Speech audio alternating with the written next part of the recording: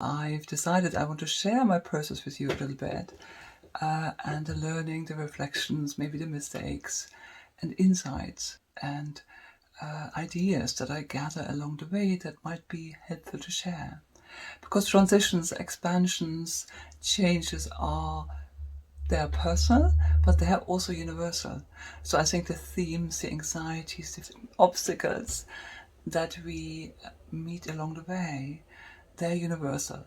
But today I would like to share with you a few anxieties that I've experienced along the way and how I kind of think about these anxieties.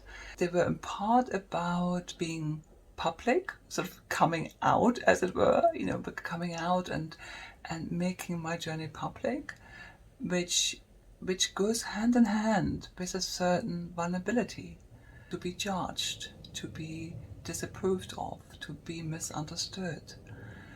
And I was thinking actually especially about my colleagues in the field of psychology and psychotherapy. What might they think about me?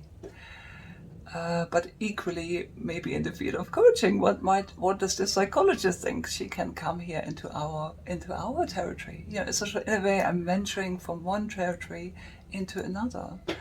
And so these were my anxieties. They might be, of course, just in my mind. The reality is that when we show ourselves more publicly, there will be approval and cheering, and people will really enjoy our journey and support it.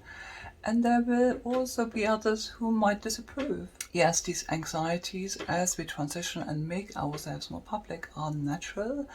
I think whenever we expand and grow and venture into new territory, that is accompanied most often by anxiety. I would call this a kind of a creative anxiety.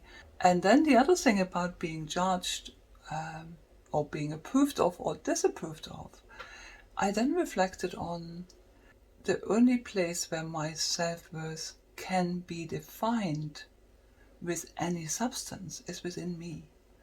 Only I or only you get to define your worth.